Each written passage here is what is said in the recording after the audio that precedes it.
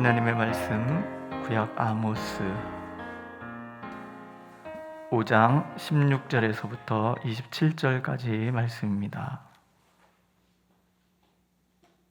아모스 5장 16절에서 27절 우리 한 목소리로 읽겠습니다. 16절 그러므로 주 만군의 하나님 여호와께서 이와 같이 말씀하시기를 사람이 모든 광장에서 울겠고 모든 거리에서 슬프도다 슬프도다 하겠으며 농부를 불러다가 애곡을 하게 하며 울음꾼을 불러다가 울게 할 것이며 모든 포도원에서도 울리니 이는 내가 너희 가운데로 지나갈 것임이라 여호와의 말씀이니라.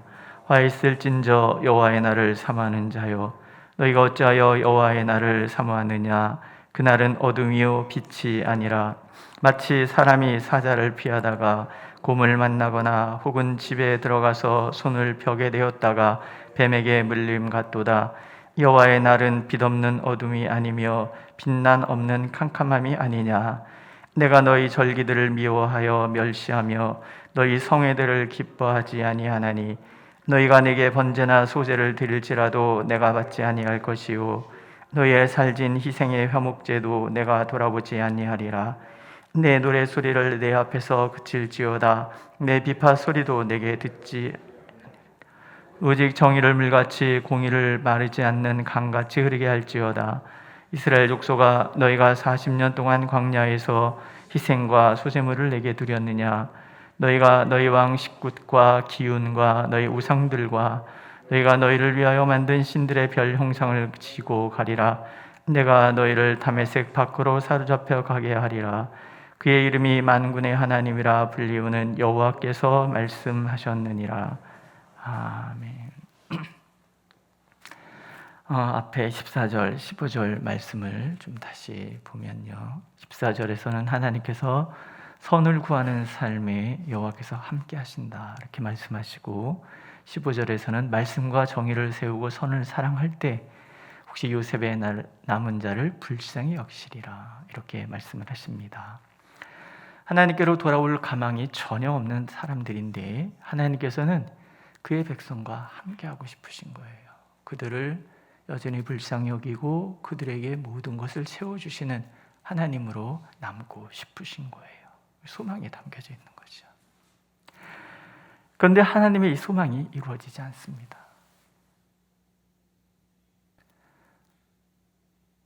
굉장히 슬픈 일이에요. 오늘 보면 하나님께서 너희 가운데로 지나갈 것이다. 여러분, 하나님이 오늘 우리 가운데 임하시는 것을 원하십니까?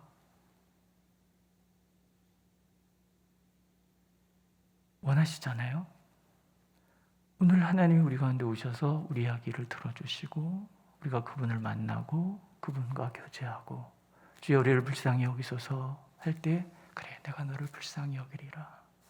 우리의 삶의 자리에 그래서 임한 모든 불안정함들 오늘 하나님이 다 바꾸셔서 샬롬으로 평강으로 이게 정상인 거잖아요. 그죠? 그런데 하나님이 이스라엘 가운데 지나가세요. 하나님이 이스라엘 가운데 지나가면 기쁨과 축제와 환희가 있어야 되는데 오늘 말씀해 보면 뭐예요? 통곡밖에 없어요. 뭐가 중요한 것을 이스라엘 백성이 지금 놓치고 있는 거죠. 하나님의 소망이 우리와 함께 하시겠다고 하는 하나님의 소망이 우리를 불쌍히 여겨주시겠다고 하시기를 원하셨던 하나님의 소망이 어떻게 이렇게 무참히 깨져버렸을까? 이걸 잘 들여다보면 결국은 예배의 문제인 거예요. 예배가 문제가 되면서 모든 것이 다 어그러졌다. 신앙의 핵심은 예배거든요. 예배가 뭐예요? 하나님이 우리에게 베푸신 그 은혜를 기억하는 자리잖아요. 그 은혜를 감사하고 그래서 하나님을 높여드리고 또 그러면 하나님을 높여드리면 또 하나님은 은혜를 우리에게 덧입혀 주시는 거예요.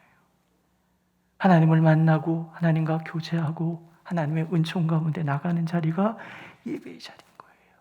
예수님께서는 요한복음에서 아버지께서는 영과 진리로 예배하는 자들을 찾으신다 그러잖아요.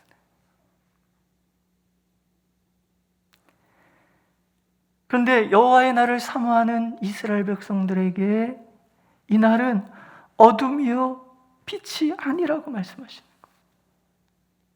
여호와 하나님을 만나면 우리 인생의 모든 어둠이 다 사라지고 모든 캄캄함이 다 사라져야 되는데 도리어 하나님을 만나는 것이 어둠이 되고 캄캄함이 되는 거예요. 공의와 정의가 사라진 그 삶, 죄로 가득한 그 삶이 하나님을 만나는데 기쁨이 아니라 통곡이 되도록 만들어버렸다라는 거죠. 레위기는요, 예배의 참 정신을 우리에게 가르쳐 주시는 말씀입니다. 하나님의 명령에 의해서 광야에 성막이 서잖아요. 하나님께서 인간과 교제하기 위해 세우신 장막이기 때문에 회막이라고도 불려져요. 모세가 하나님의 명령대로 성막을 만들어서 세운 그날 하나님이 그 성막에 임하시거든요. 하나님의 영광 그 자체로 임하시는 거예요. 얼마나 좋아요? 모두가 다 할렐루야 하고 기뻐 춤추면서 하나님 반가워요 막 이래야 되잖아요. 근데 성경은 그렇게 얘기하지 않아요. 하나님이 얼굴을 대면하여 알았던 모세조차도 그 영광이 두려워서 하나님 앞에 나아가지 못해요. 그러고서 출애굽기가 끝나거든요. 근데 레위기가 시작되면서 하나님 모세를 부르시는 게 나와요. 하나님의 영광 앞에 두려워 떨고 있는 모세를 하나님 부르시는 모세. 그러고서 하나님 가르쳐 주신 게 뭐예요? 예배인 거예요. 어떻게 하나님 앞에 나올 수 있는지, 어떻게 영광의 하나님을 두려움으로 피하는 것이 아니라 어떻게 그분의 영광 속에 우리가 뛰어들 수 있는지 가르쳐 주시는 거예요. 번제, 소제, 화목제, 속죄제, 속건제, 어떻게 양을 선택해야 되고 어떻게 나와야 되고 얘기를 하나님이 하나하나 가르쳐 주세요. 그리고 예배에 대한 하나님의 설명이 끝난 다음에 하나님께서 삶에 대한 얘기를 해줘요. 예배란 두 개라는 거죠. 하나는 하나님 앞에 드리는 이 본질적인 이 예배 자체가 거룩해야 되고, 또 하나는 하나님의 예배에 나오는 우리의 삶이 거룩해야 된대요. 그래서 레위기의 핵심은 거룩이에요. 흠없고 점없다. 이 모든 것이 다 거룩이라는 거예요. 죄와 분리되어 있는 상태에서의 예배가 드려져야 되고, 또 그런 삶을 살아야 되는 거예요. 그 중심에 뭐가 있어요? 어린 양의 피가 있는 거예요. 하나님과 우리의 관계가 기쁨과 감격, 긍휼과 평강의 관계가 되기 위해서 우리에게 반드시 필요한 것이 있는데 그것은 거룩인 거예요. 그럼 거룩은 도대체 뭔가? 하나님이 우리의 행복을 위하여, 복을 위하여 주신 명령과 규례를 지켜 행하는 것이고, 그 핵심이 공의라는 거예요. 하나님의 뜻이 이루어지는 것을 공의라고 하고, 공의가 이루어졌을 때 우리 안에 이루어지는 그 화목함, 기쁨, 그 아름다운 사회, 행복, 그것을 정의라고 얘기를 하는 거예요. 이스라엘 백성들의 총체적인 삶 자체가 예배가 다 어그러진 거예요. 그들이 모이는 예배의 자리에 형식은 너무나 화려해요. 비파가 있고요, 노래가 끝이질 않고요, 번제, 소제 다, 모든 예배 형식은 다 있어요. 뭐가 빠졌어요? 거룩한 삶이 빠진 거예요. 공의와 정의를 실현해야 되는데 하나님의 백성으로서 하나님의 백성담을 잃어버린 그들의 문제인 거예요. 하나님이 지나가시는데 그 빛이 너무나 부셔서 우리 눈이 다 머는 거예요. 태양빛 쳐다보세요. 그냥 맨눈으로 태양빛 쳐다볼 수 없잖아요. 그래서 선글라스를 껴야 합니다. 짙은 것을 끼면은 일식 때도 다 볼 수 있잖아요. 이러고 보고 있으면. 예수 그리스도의 보혈이 아니고는 하나님 앞에 나갈 수 없는 게 우리의 존재인데, 내 삶 자체가 거룩하지 못하니 하나님이 임하시면 축제와 기쁨이 되어야 할 그 자리가 통곡의 자리로 변하는 거예요. 심판의 자리로 변하는 거예요. 어찌할까? 공의와 정의와 대비되는 말들이 나옵니다. 절기, 성회, 번제, 소제, 화목제, 노랫소리, 비파소리. 적어도 아모스가 북이스라엘에 와서 예언할 때에 그때 그들의 예배 형식 자체는 사실 문제가 되지 않았던 것 같아요. 오히려 더 화려했을지도 모르죠. 그러나 사람은 속일 수 있어도 하나님은 속일 수 없잖아요. 하나님의 그 모습을 보고 계시는 거예요. 반복되지만 공의와 정의가 실종되어 있단 말이죠. 예배를 향하여 나오는 그 삶 자체가 거룩하지가 않는 거예요. 하나님께서 모두가 행복해지게 위하여 주신 율법이 지켜지지 않으니 이스라엘은 정의롭지 못한 사회가 되어요. 연약한 자들의 억울함이 하늘을 찌르는 거예요. 원통함이 사무친다 그러잖아요. 성경은 너희 강한 자가 마땅히 연약한 자들의 약점을 담당하는 것이 마땅하다라고 말씀하셨고, 예수님께서는 주님을 따르기를 원하는 부자 청년에게 재산을 다 팔아 가난한 자들에게 주라고 말씀하시죠. 예배를 드리기에 앞서서 화해해야 할 일이 생각나면 즉시 가서 화해해야 된다고 말씀하시잖아요. 연약한 자들의 억울함이 해소되지 않고 형제의 아픔은 여전한데 그 거룩함을 상실한 이들이 와서 아무리 화려하게 예배를 드린다고 한들 하나님 그걸 받으시겠냐는 얘기죠. 내가 언제 원했냐? 그쳐라. 우리의 삶 자체가 거룩하지 않으면, 우리의 삶 자체가 하나님의 말씀의 법에 비추어 살아가는 삶이 아니면 하나님이 거부하시는 거예요. 다 할 수는 없어요. 하지만 예수 그리스도의 십자가의 보혈의 공로를 의지하여 나오는 그 삶은 굉장히 중요한 거예요. 내 삶 속에서, 예배당에서만 아니라 내 삶의 자리에서 내가 하나님의 백성으로서 예수 그리스도의 십자가의 은혜를 아는 자로서의 삶을 살아가지 않는다면 예배는 아무 의미가 없다는 거예요. 돌봄이 없는 의는 거짓이고요, 연약한 자들의 약점을 짓밟고 세운 권세도 다 거짓이고, 그들의 억울함이 해소되지 않는 한은 아무리 예배의 형식이 화려하다 할지라도 하나님은 임하시지 않는 거예요. 또 하나, 우상 숭배가 병행하고 있어요.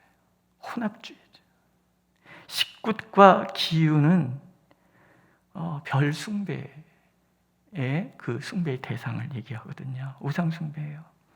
식굿과 기유는 전쟁의 신이에요. 아수르가 침공해 오니까 그 침공에서 우리를 지켜달라고 식굿과 기운을 경배를 했던 것 같아요. 전쟁의 신이니까.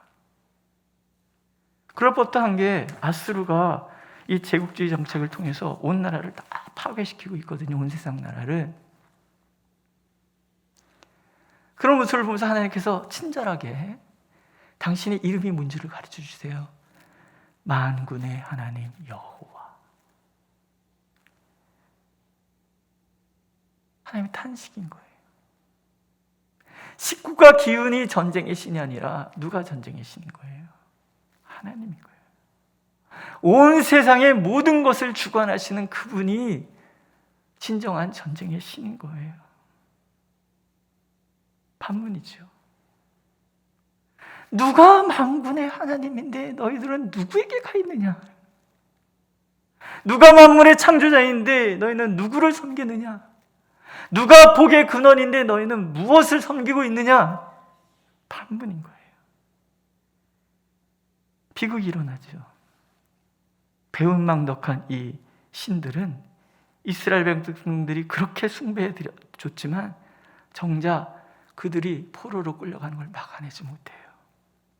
외려 26절의 말씀처럼 고단한 포로길에 신만 될 뿐이에요. 그 신 둘러매고 가야 된단 말이죠.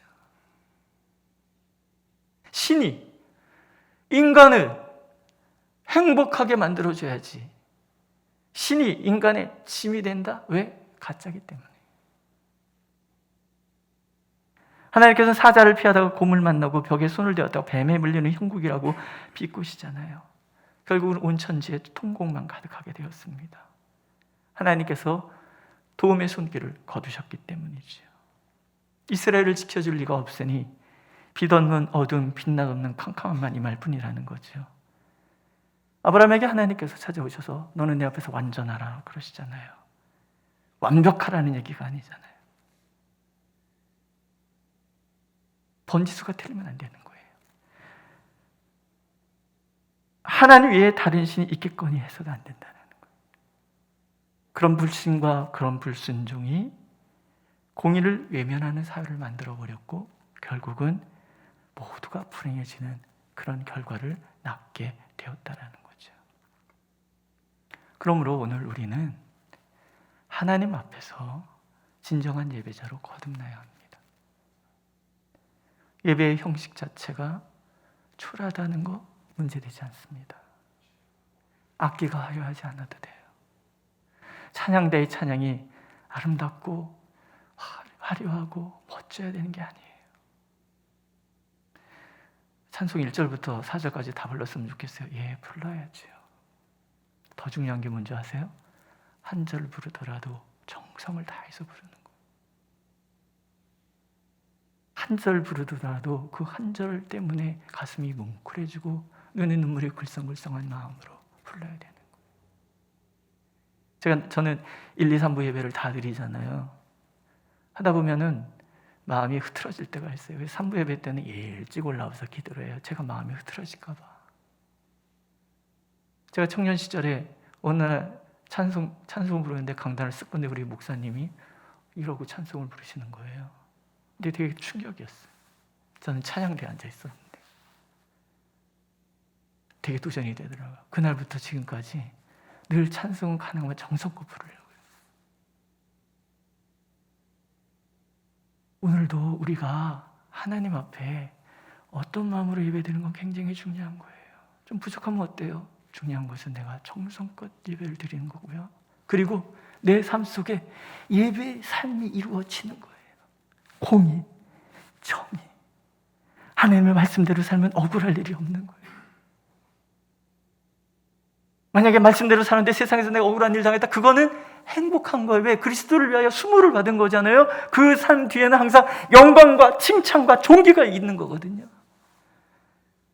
근데 내 마음대로 다다가 하나님 앞에서 수모당하면 그건 끝장인 거예요.